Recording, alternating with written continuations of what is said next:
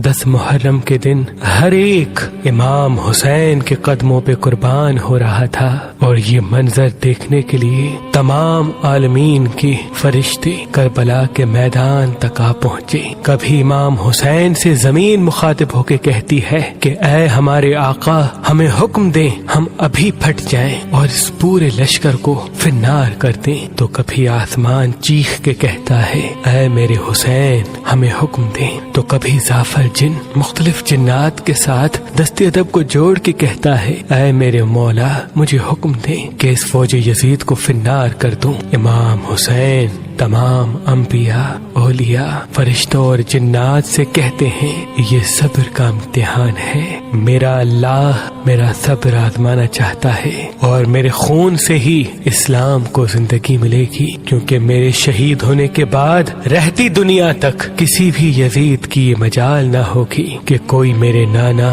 حضرت محمد مصطفیٰ صلی اللہ علیہ وآلہ وسلم کی شریعت کو جھوٹا کہے۔ بس سب مولا حسین کا امتحان دیکھ رہے ہیں۔ امام حسین علی اکبر کے سینے سے برچھی نکالتے ہیں تو کبھی اپنے 6 ماہ کا بچہ قربان کرتے ہیں۔ جب آپ کے ساتھ کوئی نہ رہا، آپ خیام میں آتے ہیں، بیویوں سے الوداع کہتے ہیں۔ امام سجاد کو وصیتیں کرتے ہیں کہ اسلام کے لیے ہر دکھ تکلیف کو برداشت کرنا، لیکن قدم قدم پہ اپنے نانا کی رسالت کی گواہی دیتے رہنا۔ بس جیسے ہی بیویوں سے الوداع کہہ کے زلجنا کو حکم دیتے ہیں کہ اے میرے گھوڑے، مجھے میدان میں لے کے چل۔ زلجنا آگے نہیں بڑھتا۔ امام حسین زلجنا کے قدموں میں دیکھتے ہیں کہ آپ کی بیٹی سکینہ زلجنا کے پیروں میں لپٹی ہوئی ہے۔ آپ اترتے ہیں، اپنی بیٹی سے فرماتے ہیں اے میری بیٹی سکینہ، اپنے بابا سے الوداع کہو۔ بی بی سکینہ فرماتی ہے بابا صبح سے لے کے اب تک جو میدان میں گیا وہ واپس نہیں آیا۔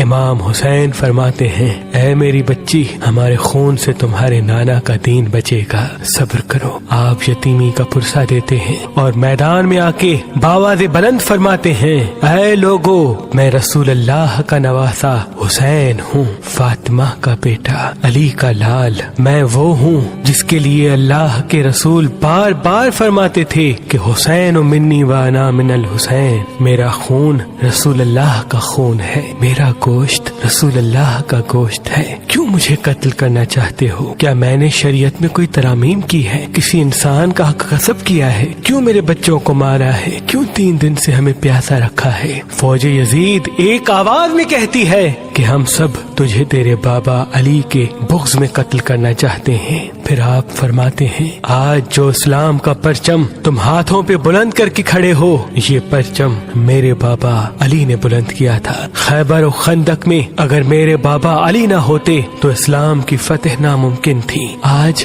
اس علی کو یہ صلہ دے رہے ہو کہ اس کی اولاد کو اس بیابان میں بھوکا و پیاسا کر کے قتل کر رہے ہو۔ بس عمر بن سعد کہتا ہے کہ حسین کی بات نہ سنو، حملہ کر دو۔ تاریخ نے لکھا امام حسین علیہ السلام کے مد مقابل جو بھی آیا وہ فنار ہوا۔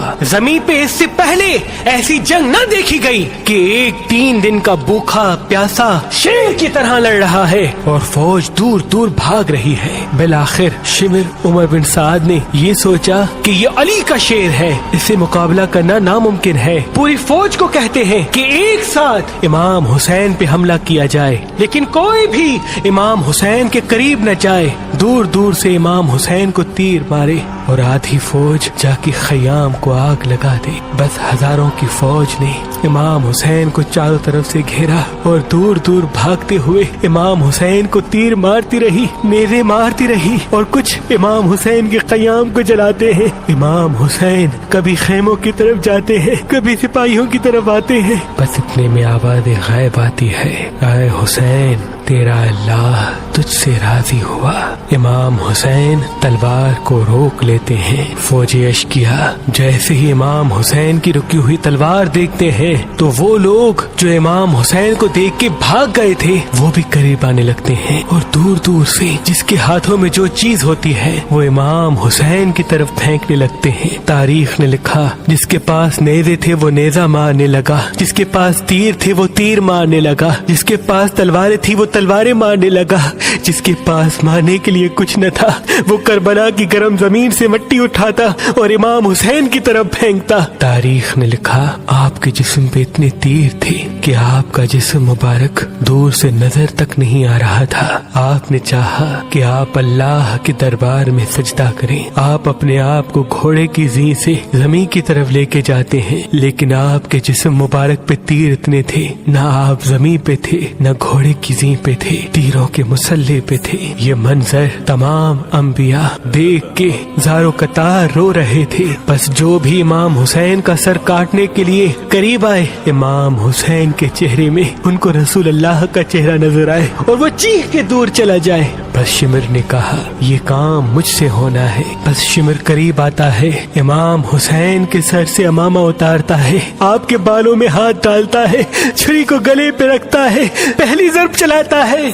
हजरत आदम अलैहिस्सलाम अल्लाह के रसूल से फरमाते हैं या रसूल अल्लाह आगे मैं नहीं देख सकता। जैसे ही दूसरी ज़रब चलती है हजरत नूह अलैहिस्सलाम फरमाते हैं या रसूल अल्लाह आगे मैं नहीं देख सकता। जब तीसरी ज़रब चलती है हजरत इब्राहिम अलैहिस्सलाम फरमाते हैं या रसूल अल्लाह मैंने तो अपने बेटे की कुर्बानी के वक्त ही अपनी आंखों पे पट्टी बांध ली थी, आगे मैं नहीं देख सकता। बस ज़रब चलती रही। एक वक्त ऐसा आया अल्लाह के रसूल ने आंखें बंद की और फरमाया ऐ अली अब आगे मैं नहीं देख सकता। बस एक वक्त ऐसा आया कि इमाम अली ने भी आंखें बंद की और बीबी फातिमा से फरमाने लगी ऐ फातिमा आगे मैं नहीं देख सकता, अब तू जान तेरा बेटा जाने।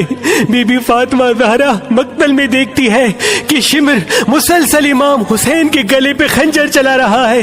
आप करीब आती है, दोनों हाथ इमाम हुसैन की गर्दन पे रखती है और फरमाती है ऐ शिमर ना मार, मेरे बच्चे को ना मार, मैंने चक्कियां पीस के इसको पाला है, ये तेरे रसूल का नवासा है। लेकिन अफसोस शिमर मुसलसल इमाम हुसैन के गले को काटता रहा। शिमर देखे इमाम हुसैन के मुसलसल लब हिल रहे हैं। सोचा कि शायद हुसैन हमें बद्दुआ दे रहे होंगे। करीब आके जब सुनते हैं तो इमाम हुसैन फरमा रहे थे ऐ अल्लाह मेरे बच्चों की कुर्बानी कबूल करना, मेरे अजीज व अकारिब की कुर्बानी कबूल करना। तेरा शुक्र है कि तूने अपने महबूब के इस नवासे हुसैन को इस अजीम इम्तिहान के लिए चुना। मेरी कुर्बानी कबूल करना। तू अजीम है, तू आला है। अगर मेरी 70 जाने भी होती तो वो भी मैं तेरे नाम पे, तेरे इस्लाम पे कुर्बान करता। हमारी लातादाद हुसैनी बहनें अहल बैत से प्यार करने वाली कुंवारी घर में बैठी हुई हैं। उनको अच्छे रिश्ते नहीं मिलते और काफी मर्तबा अगर मिलते हैं तो अहल बैत से प्यार करने वाला एक अच्छा रिश्ता, नेक रिश्ता नहीं मिलता। तभी मेहरबान शाही दफ्तर ने लातादाद